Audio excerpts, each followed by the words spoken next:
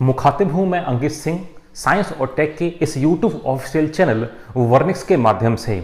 आइए तो आज बात करते हैं जो रिमेनिंग ऑर्गेनल बचे हुए थे। चलिए शुरुआत करते हैं लाइसोसोम से। जैसा कि आप बोर्ड पर देख पा रहे होगे तो मैंने कुछ हेडिंग लिखी है लाइसोसोम। इसी को बोला जाता है सुसाइडल बैग्स, कोशिका की आत्महत्या की थैली, या इसको बोलते हैं सुसाइडल बैग ऑफ सेल, या इसी को बोलते हैं डिस्पोजल यूनिट या डिस्पोजल बैग्स। अब ये दो टर्म क्या है इनको मैं आगे आपको समझाऊंगा। तो अब बात कर रहे हैं किसकी, लाइसोसोम की बात कर रहे हैं, तो कुछ इसकी हिस्ट्री अपन देख लेते हैं। Lysosome was discovered by de Duve. ये दुबे नहीं है, डोबे है, DUVE। तो लाइसोसोम की खोज की थी डी डोबे नामक वैज्ञानिक ने। कई बार एग्जाम में ये क्वेश्चन यहां से पूछा है। इसके बाद आप देखें lysosome term was given by scientist Novikoff. Novikoff ने लाइसोसोम शब्द दिया था, हालांकि ये पूछा नहीं गया है मगर इसको आप याद रखें। यहां पे आप देखें मैंने 3 साइंटिस्ट के नेम लिखे हैं, Claude, Palade and de Duve. They got Nobel prize in the year 1974 for the extensive study of lysosome. इन तीनों वैज्ञानिकों को, कौन कौन से, क्लाउडे, पेलाडे और डी डोबे, इनको 1974 का चिकित्सा के क्षेत्र का नोबेल पुरस्कार दिया गया था। क्यों दिया गया था? क्योंकि इन्होंने लाइसोसोम की एक्सटेंसिव स्टडी, डिटेल में अध्ययन या डिटेल स्टडी करके बताई थी, या इसके बारे में डिटेल जानकारी दी थी इन तीनों ने मिलके। तो इन तीनों को 1974 का मेडिकल साइंस का नोबेल प्राइज दिया गया। आगे देखते हैं लाइसोम के बारे में बात करते हैं, कहां मिलेगा, ये कहां नहीं मिलेगा। देखें आप, lysosome present in animal cell and protozoans. Lysosome कहां मिलेगा आपको, जंतु कोशिका में पाया जाएगा। तो आप देखें जब मैंने डायग्राम बनाया था प्लांट सेल का तो हमें लाइसोसोम नहीं बनाया था। तो ये कहां देखने को मिलेगा आपको, ये एनिमल सेल में देखने को मिलेगा। प्लस कहां देखने को मिलेगा, प्रोटोजोन्स। अब ये क्या है प्रोटोजोन्स, जब मैं आपको बताऊंगा क्लासिफिकेशन, वर्गीकरण बताऊंगा तो उसमें एक फाइलम आएगा, फाइलम प्रोटोजोआ। जैसा कि आपने कभी क्वेश्चन सॉल्व किए हो तो देखा होगा मलेरिया, पूछता कि मलेरिया किससे होता है, तो ऑप्शन आता है प्रोटोजोआ से। अब प्रोटोजोआ है क्या, प्रोटोजोआ एक बहुत बड़ा फाइलम है। जैसे आपने बोला मैमल्स, स्तनधारी, ये एक बहुत बड़ी क्लास है, उसके अंदर ढेर सारे एनिमल्स हैं। वैसे ही प्रोटोजोआ एक फाइलम ही है, एक संघ है जिसके अंदर ढेर सारी सब क्लास है और ढेर सारे उसके अंदर एनिमल्स आते हैं। कुछ आपने नाम सुने होंगे जैसे अमीबा, पैरामीशियम, युगलिना, प्लाज्मोडियम, नाम सुना होगा आपने, प्लाज्मोडियम का नाम सुना होगा। तो सारे के सारे बिलोंग करते हैं फाइलम प्रोटोजोआ को। तो इसका मतलब क्या है, लाइसोसोम किन में देखने को मिलेगा, ये एनिमल सेल, जंतु कोशिका में देखने को मिलेगा। प्लस फाइलम प्रोटोजोआ, प्रोटोजोआ के अंदर जितने एनिमल्स आते हैं, जितने जीव आते हैं, उन सब में क्या देखने को मिलेगा आपको, लाइसोसोम। आगे बात करते हैं ये कहां एब्सेंट होगा, ये कहां नहीं मिलेगा। तो आप देखें ये प्लांट्स, पौधों में नहीं मिलेगा। फंगस, हिंदी में इसको बोलते कवक, कवक में देखने को नहीं मिलेगा। और मैच्योर आरबीसी, हिंदी बोलते परिपक्व लाल रक्त कणिकाएं, रेड ब्लड कार्पस्कल्स, शॉर्ट में बोलते हैं क्या, आरबीसी। तो कहां देखने को ये नहीं मिलेगा, तो पौधों में, कवक में और परिपक्व आरबीसी, मतलब plants, fungus and mature RBC, यहां पर ये देखने को नहीं मिलेगा। आगे बात करते हैं, लाइसोसोम को बोला जाता है पॉलीमॉर्फिक ऑर्गेनेल। पॉलीमॉर्फिक, हिंदी में इसको बोलते हैं बहुरूपी। पॉलीमॉर्फिक ऑर्गेनेल, हिंदी में बोला जाता है बहुरूपी कोशिकांग। अब ये होता क्या है, जरा यहां पे आप देखें पॉलीमॉर्फिक ऑर्गेनेल। अब ये होता क्या है, जरा इसको पॉज करते हैं, थोड़ी देर के बाद मैं आपको सारी चीज साथ क्लियर कराता हूं। इस लाइसोसोम के अंदर 40 लगभग 40 प्रकार के हाइड्रोलाइटिक एंजाइम्स देखने को मिलेंगे। Hydro means water, lytic means break down या तोड़ना। तो इसके अंदर करीब 40 प्रकार के हाइड्रोलाइटिक एंजाइम देखने को मिलेंगे। उनमें से कुछ बेसिक हैं, लाइसोजाइम, ये कुछ एंजाइम ऐसे हैं ये इसके अंदर पाए जाते हैं। अब इसको और यू पर मैं सब एक सब अब लिंक कर रहा हूं, जरा यहां पे आप देखें, बोर्ड की तरफ आप ध्यान दें। सपोज ये है लाइसोसोम, इस लाइसोसोम का काम क्या होता है? इस लाइसोसोम का काम यह होता है अब सेल के अंदर जितने भी ऑर्गेनेल हैं, जितने भी कोशिकांग हैं, उनका एक निश्चित लाइफ स्पान होता है, एक जीवन काल होता है। अब जीवन काल के बाद ये मरेंगे तो कहां जाएंगे? तो लाइसोसोम इनको मारने का काम करता है, जो नॉन फंक्शनल ऑर्गेनेल होते हैं, जो काम नहीं करते हैं। अभी कैसे मारता है? सपोज आप देखें, ये हो गया राइबोसोम, ये हो गया लाइसोसोम। इसकी एज उम्र हो चुकी थी, तो मारने का काम कौन करेगा? लाइसोसोम। ये क्या करेगा? जरा आप देखें, रनिंग डायग्राम है ये। इस लाइसोसोम ने अपना आकार कुछ ऐसा किया, ये देखें आप। अगले स्टेप में आप देखें, ये है आपका राइबोसोम और ये है आपका लाइसोसोम। अब हुआ क्या? ये था राइबोसोम, ये था लाइसोसोम। इसने अपना आकार बदला और इसको अपने अंदर लिया। अंदर लेने के बाद कंडीशन ये आ गई। इसके बाद क्या हुआ? इस लाइसोसोम ने अपने डाइजेस्टिव एंजाइम्स, पाचक एंजाइम इसके ऊपर छोड़े, जो अभी अपन बात कर रहे थे 40 प्रकार के हाइड्रोलाइटिक एंजाइम, इसके ऊपर छोड़े। और यहां पे क्या हो गया? ये हो गया डिस्ट्रॉय, ये हो गया खत्म, उसका पाचन हो गया, ये डाइजेस्ट कर लिया गया और एनर्जी को यूज हो गई। तो आप देखें, ये जो राइबोसोम था, इसका निपटान कर दिया किसने? या इसको डिकम्पोज कर दिया किसने? लाइसोसोम ने कर दिया। इसलिए लाइसोसोम को बोला जाता है क्या? डिस्पोजल यूनिट, क्योंकि इसने डिस्पोज कर दिया इस राइबोसोम को। वैसे ही माइटोकॉन्ड्रिया, ढेर सारे ऑर्गेनेल जो है, उनको डिस्पोज करने का काम कौन करता है? लाइसोसोम। जब यहीं पे आप रुके हैं, लाइसोसोम अभी इस शेप का दिखाई दे रहा था, कुछ समय के बाद इसने अपना शेप या स्ट्रक्चर बदल दिया। देखिए आपको, यही लाइसोसोम ही है और फिर दोबारा से फिर बदल दिया इसने अपना स्ट्रक्चर। इसका मतलब आप देखें, लाइसोसोम सेल के अंदर अलग अलग टाइप का दिखाई दे रहा है। इसीलिए टर्म क्या यूज किया गया है? Polymorphic organelle. हिंदी में बोला जाता है बहुरूपी कोशिकांग, बहुत सारे रूपों में पाया जाना। देखिए आप, अभी ऐसा था, अभी ऐसा था, फिर ऐसा है। तो मैंने आपको बताया डिस्पोजल यूनिट इसको क्यों बोलते हैं, पॉलीमॉर्फिक का यहां पे मैंने आपको मतलब बताया। आगे इसमें अपन बात करते हैं कि इसको सुसाइडल बैग ऑफ सेल क्यों बोला जाता है। यहां देखिए आप, सपोज ये कोई एनिमल सेल है, ये कोई जंतु कोशिका है। अब एक सेल के अंदर ढेर सारे क्या होते हैं? लाइसोम। वो एक तो अपन ने स्ट्रक्चर, एक तो अपन ने बनाने के तौर पे बता दिया था कि भाई इसमें एक लाइसोम दिखाई दे रहा है, मगर ढेर सारे क्या होते हैं? इसमें लाइसोसोम होते हैं। अब इनका काम क्या होता है? इनका काम ये होता है डिस्पोजल यूनिट, जो पुराने ऑर्गेनल हो चुके हैं उनको खत्म करना। सपोज ये सेल है, इसके ऊपर मैकेनिकल जर्क या प्रेशर लगा, इसके ऊपर दबाव लगा, मान लो आप चलते चलते आप गिर गए, तो गिरने पर हुआ क्या? जब सेल के ऊपर दबाव लगा, कोशिका के ऊपर दबाव लगा, तो कुछ लाइसोम क्या हो गए? फट गए। जैसे ही बस्ट हो गए, तो यहां से क्या हुआ? इनके हाइड्रोलाइटिक एंजाइम निकल के ये बाहर आने लगे। जैसे ही निकल के बाहर आने लगे, तो जो हेल्दी ऑर्गेनेल थे, स्वस्थ कोशिकांग जो थे, ये उनको खत्म करने लगे। मतलब ये सेल अपने आप को क्या करने लगी है? मारने लगी है। इसलिए शब्द यहां पे क्या यूज किया गया है? सुसाइडल बैग ऑफ सेल, कोशिका की आत्महत्या की थैली, क्योंकि ये अपनी ही कोशिका को क्या कर रही है? ये डिस्ट्रॉय कर रही है।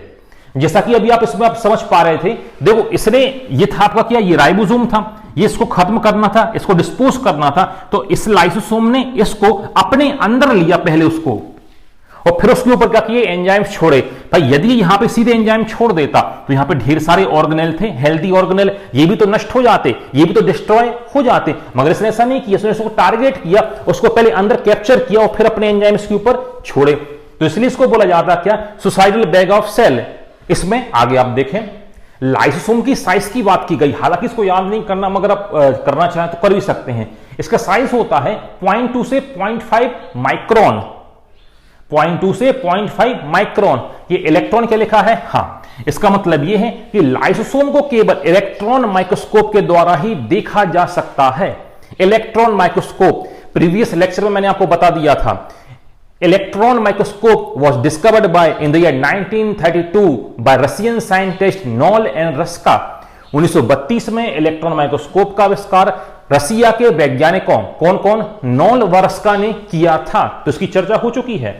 तो लाइसोम का साइज कितना होता है? साइज होता है इतना, और इसे केवल किससे? आप इलेक्ट्रॉन माइक्रोस्कोप से ही आप देख सकते हैं। आगे आप देखें, आगे बात करते हैं इसके क्लासिफिकेशन की बात करते हैं, वर्गीकरण की बात करते हैं। किसके? लाइसोसोम के। हालांकि थोड़ा सा डिटेल है, मगर यहां तक आप एक बार देख जरूर लें। ये लाइसोसोम ये 3 कैटेगरी में डिवाइड किया गया है। पहला है प्राइमरी लाइसोसोम, प्राथमिक लाइसोसोम, सेकेंडरी लाइसोसोम, द्वितीयक लाइसोसोम और थर्ड है टर्सरी लाइसोसोम, तृतीयक लाइसोसोम। इसमें अब अंतर क्या है, यहां पे आप देखें। पहला प्राइमरी लाइसोसोम, इसका काम क्या होता है? इसका काम होता है स्टोरेज, कुछ प्रोटीन्स एमाइनो एसिड कुछ समय के लिए स्टोर करता है ये। तो प्राइमरी लाइसोसोम का काम क्या है? स्टोर करना, स्टोरेज करना। ये देखें, नो डाइजेशन, यहां पर ये किसी भी प्रकार का पाचन या डाइजेशन नहीं करता है। पाचन से यहां पे मतलब है जो पुराने जो कोशिकांग थे, ऑर्गेनेल थे, उनको खत्म करना, उनको डिस्पोज करना। तो प्राइमरी लाइसोसोम क्या है? इसका काम होता है स्टोरेज। तो यहां पे ये नो डाइजेशन, ये पाचन में भाग नहीं लेता है, किसी भी प्रकार का पाचन नहीं करता है। कौन सा? Primary lysosome. आगे आप देखें सेकेंडरी लाइसोसोम। अब सेकेंडरी लाइसोसोम क्या है, जिसको अपन समझते हैं ये कैसे बना। तो आप देखें, fusion of primary lysosome.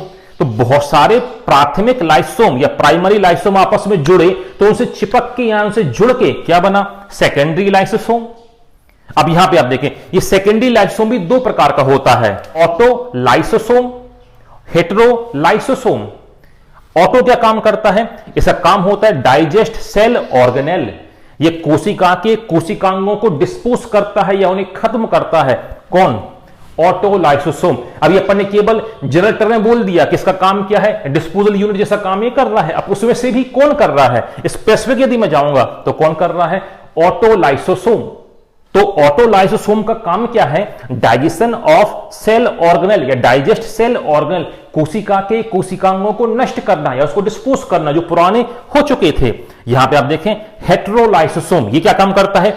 Digestion of food, जो भोज्य पदार्थ है, जो भोजन जो है उसका डाइजेशन कौन करता है? ये करता है हेटेरोलाइसोसोम। ये दोनों किस में आते हैं? ये आते हैं सेकेंडरी लाइसोसोम में आते हैं। और सेकेंडरी लाइसोसोम बनता कैसे है?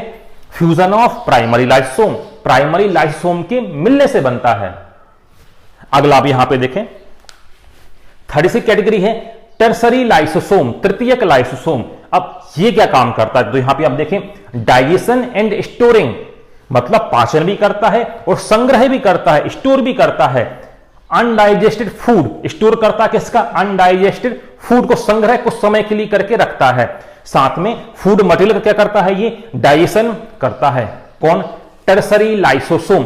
तो ये थोड़ा सा डिटेल था, इसको आप चाहें तो याद ना करें तो भी आपका काम चल जाएगा। इतने ऊपर जो पॉइंट आपको दिखाई दे रहे हैं यहां से आपका काम हो जाएगा। हां, इसमें एक क्वेश्चन और बनता है,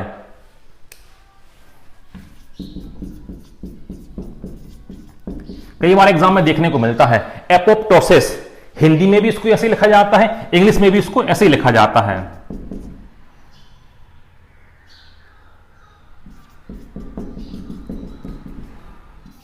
एपोप्टोसिस। अभी होता क्या? एपोप्टोसिस, इसको मेडिकल टर्म में बोला जाता है programmed cell death, programmed cell death. अब ये कहां पर यूज किया जाता है? एपोप्टोसिस यूज किया जाता है किसके लिए? लाइसोसोम के लिए। इसका मैंने मीनिंग क्या बोला? Programmed cell death. अब आप यहां पे देखें, ये था लाइसोसोम। इसका काम क्या था? जो पुराने ऑर्गेनेल थे इनको क्या करना? डिस्ट्रॉय करना, डिस्पोज करना या नष्ट करना।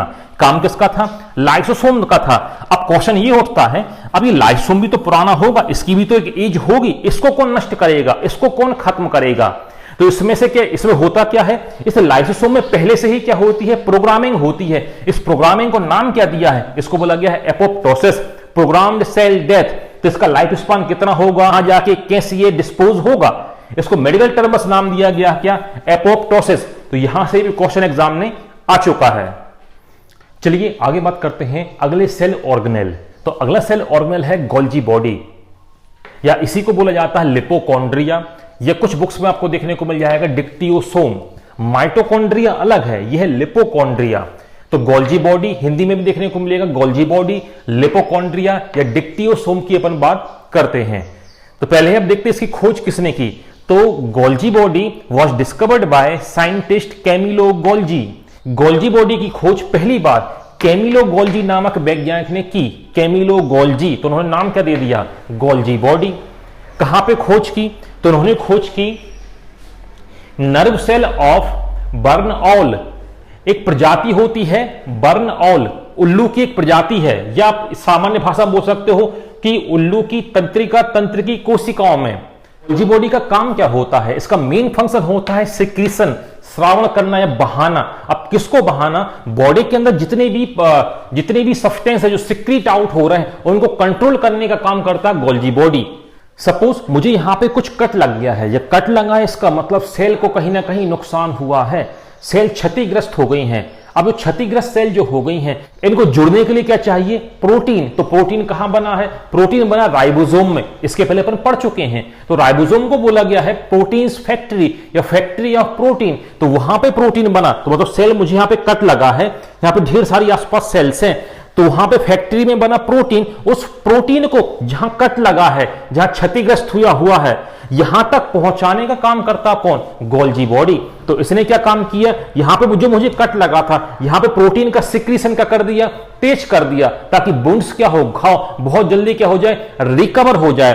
पता चला कि कुछ समय बाद कट यहां लग गया, तो उसने यहां पे सिक्रीशन को रोक दिया प्रोटीन के, और सिक्रीशन को यहां पे चालू कर दिया।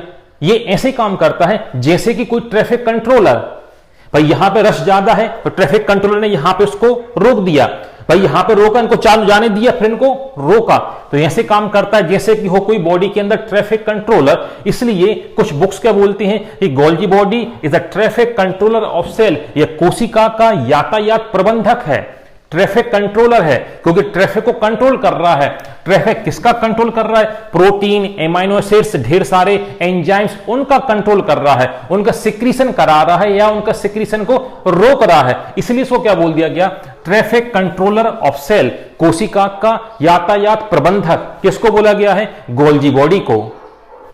गोल्जी बॉडी के 4 कंपोनेंट, इसके भाग होते हैं। कौन कौन से भाग होते हैं? सिस्टर्नी, टिब्यूल्स, वेसिकल्स और गोल्जी वैक्यूल्स, ये भाग होते हैं सारे के सारे गोल्जी बॉडी के। अभी तो मैंने केवल आपको ये बता दिया कि सिक्रीशन काम करता है। इसका काम क्या है? सिक्रीशन करना, किसी भी पदार्थ को वहां तक पहुंचाना। अब इनमें से ये लोग काम करते हैं मिलके। तो हालांकि ये जो कंपोनेंट हैं